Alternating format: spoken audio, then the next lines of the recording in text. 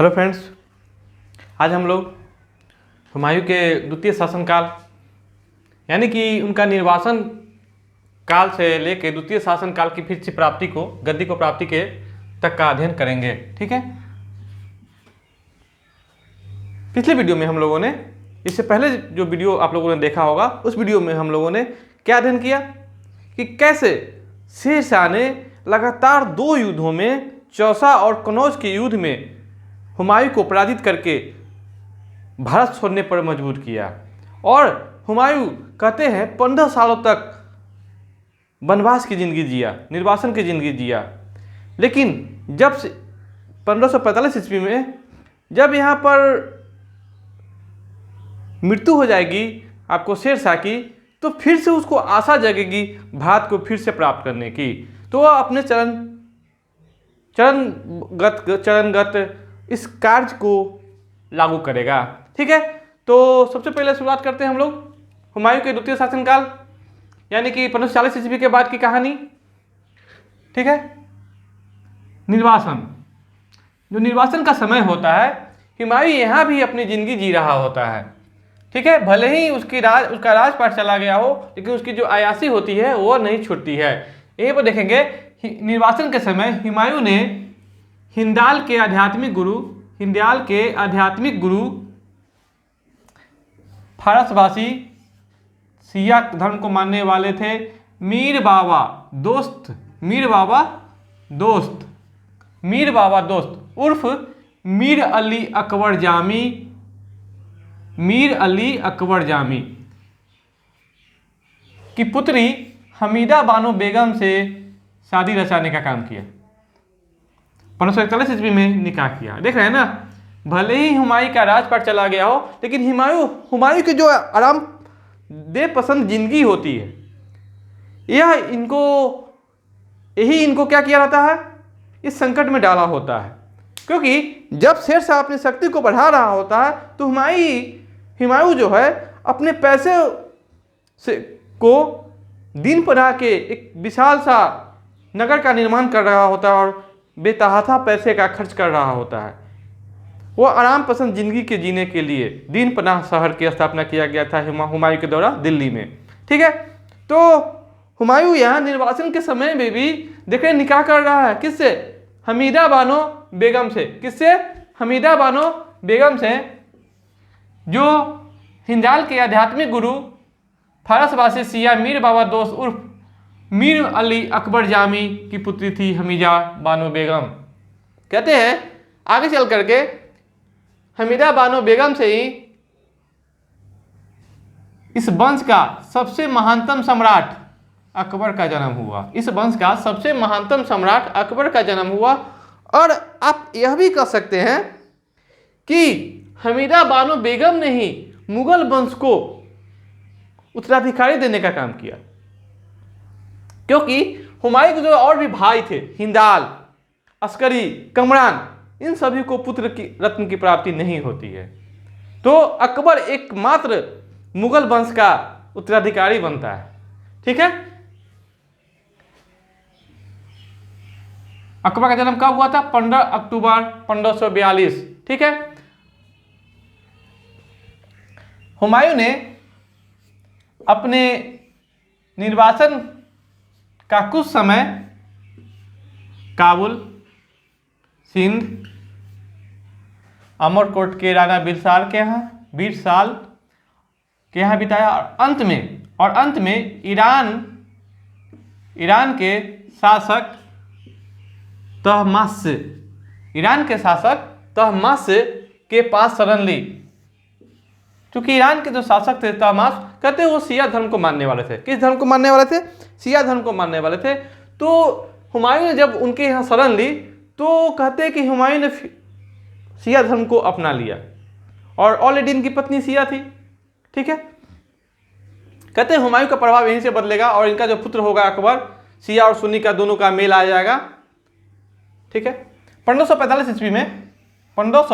ईस्वी में हुमायूं ने अपने सौतेले भाई कमरान को पराजित किया। क्या किया? पराजित किया। और उनके हिस्से की काबुल और कंधार पर अधिकार करके अपना जो उद्देश्य था भारत को प्राप्त करने का, आगरा की गद्दी को फिर से प्राप्त करने का, उसकी शुरुआत कर दी। यानी कि काबुल और कंधार की प्राप्ति करके उसने अपने आप को सैनिक रूप से मजबूत करने का काम शुरू कर दिया। ठीक है, और यही नहीं, हुमायूं धीरे धीरे करके जब अंत में सूरी वंश कमजोर हो जाएगा तो यह भारत पर आक्रमण करने की शुरुआत कर देगा। यहाँ देखेंगे, हिंदुस्तान पर पुनः अधिकार करने के लिए हुमायूं 5 दिसंबर 1554 ईस्वी को पेशावर पहुंचा। कहाँ पहुंचा? पेशावर। और 555 फरवरी तक लाहौर पर कब्जा कर लिया। देख रहे हैं ना, एक एक करके भारत की तरफ हुमायूं बढ़ रहा है, अधिकार कर लिया। पहले काबुल, कंधार, पेशावर और लाहौर। देख रहे हैं ना, इंडिया का बॉर्डर के पास लगभग आ गया। इसके बाद 1555 ईस्वी में मुगलों एवं अफगान सरदार नसीम खां एवं ततार खां के नेतृत्व में अफगानों से मच्छीबाड़ा नामक स्थान पर युद्ध हुआ। और कहते हैं इस युद्ध में मुगलों ने अफगानों को बुरी तरह पराजित किया, जिसके कारण संपूर्ण पंजाब पर मुगलों का अधिकार हो गया। देख रहे हैं ना, अब पूरा पंजाब पर अधिकार हो गया, जिसमें भारत का भी पंजाब आता है और पाकिस्तान का भी पंजाब आता है। अब सबसे महत्वपूर्ण युद्ध सरहिंद का युद्ध। कौन सा युद्ध? सरहिंद का युद्ध। सरहिंद का युद्ध 22 जून 1555 ईस्वी में हुआ था। कहते हैं मुगलों एवं अफगानों के बीच सरहिंद नामक स्थान पर युद्ध हुआ।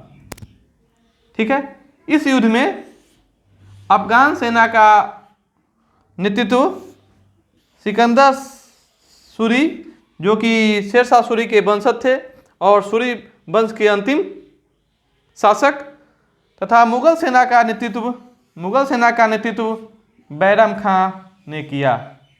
बैरम खां ने किया। कहते हैं अफगान बुरी तरह पराजित हो गया। अफगान बुरी तरह पराजित हुआ और एक बार फिर से 15 वर्षों के बाद एक बार फिर से हुमायूं आगरा की और दिल्ली की गद्दी पर बैठेगा। देखें ना हुमायूं की जिंदगी कैसे हुआ, राजगद्दी से निर्वासन से फिर राजगद्दी। ठीक है, और सरहिंद के युद्ध में मुगलों की विजय ने उन्हें भारत का राज सिंहासन पर एक बार फिर से प्रदान कर दिया। भारत का राज सिंहासन एक बार फिर से प्रदान कर दिया। देख रहे हैं ना जिंदगी कैसे करवट लेती है, जिंदगी कैसे करवट लेती है। आप यहाँ हुमायूं की जिंदगी से देख सकते हैं, एक हारा हुआ व्यक्ति फिर जीत गया, या कह सकते हैं ऐसे भी एक जीता हुआ व्यक्ति हार गया और हारने के बाद फिर से जीत गया। जिंदगी को जीने का जो ललक होता है हुमायूं से कोई सीखे। 23 जुलाई 1555 को हुमायूं एक बार फिर दिल्ली के तख्त पर बैठेगा। दिल्ली के तख्त पर फिर से बैठेगा। कहते हैं जनवरी 1556 ईस्वी में हुमायूं दिन पनाह भवन में स्थित अपने द्वारा बनाए गए पुस्तकालय की सीढ़ियों से गिरकर मर गया। कहते हैं हुमायूं ने जैसे ही दिल्ली की गद्दी या आगरा की गद्दी को प्राप्त किया, इसके जीवन में कभी सुख नहीं रहा। देख रहे हैं ना, हुमायूं की जिंदगी में कभी सुख ना रहा। पहले तो उसने अपने भाइयों के बीच में साम्राज्य का बंटवारा कर दिया, जिसके कारण काफ़ी संकटों का सामना करना पड़ा। फिर अफगानों के साथ युद्ध करना पड़ा, यहाँ तक कि युद्ध हार के वह भारत से क्या हुआ, निर्वासन की जिंदगी भी जिया। फिर वह प्रयास करके हिम्मत करके फिर से भारत की गद्दी को पाया। लेकिन देख रहे हैं गद्दी प्राप्त करने के बाद जब अब कोई विरोधी ना होगा तो क्या हुआ, सीढ़ी से गिरकर, एक मामूली से सीढ़ी से गिरकर हुमायूं की मृत्यु हो जाएगी। जो इतने भयंकर युद्धों से नहीं हारा, नहीं उसकी मृत्यु हुई, नहीं इतनी निर्वासन जिंदगी में वो टूटा, जो एक व्यक्ति सीढ़ी से गिरकर मर जाएगा। देख रहे हैं ना। इसीलिए कहा जाता है हुमायूं के बारे में, लेनपुल महोदय ने कहा है कि हुमायूं जीवन भर लड़खड़ाता रहा। हुमायूं जीवन भर लड़खड़ाता रहा और लड़खड़ाते हुए ही अपनी जान दे दी, क्योंकि हुमायूं बहुत ही अभागा शासक था। हुमायूं बहुत ही अभागा शासक था, जबकि हुमायूं का मतलब होता है भाग्यवान। जबकि हुमायूं का मतलब होता है भाग्यवान। देख रहे हैं ना हुमायूं कैसा अभागा शासक निकला। अब हुमायूं की जिंदगी में देख लीजिए क्या उसकी आदतें थी। हुमायूं अफीम का शौकीन था, यानी कि वह नशे का शौकीन था। देख रहे हैं ना। और यही नहीं, हुमायूं ज्योतिष में विश्वास करने वाला शासक था। हुमायूं ज्योतिष में विश्वास करता था और वह 7 दिन 7 रंग का कपड़ा पहनता था। हुमायूं ज्योतिष में विश्वास करता था और 7 दिन 7 रंग का कपड़ा पहनता था। देख रहे हैं ना। हमारे हिंदू समाज में भी जैसे शनिवार को काला कपड़ा पहनिए, गुरुवार को पीला कपड़ा पहनिए, यानी कोई भी धर्म इस ज्योतिष शास्त्र से नहीं छूटा हुआ है। हर धर्म में ज्योतिष का क्या है, इंटरफेयर है। अब आते हैं हुमायूं का सबसे वफादार सेनापति बैरम खां। बैरम खां हुमायूं का योग एवं वफादार सेनापति था।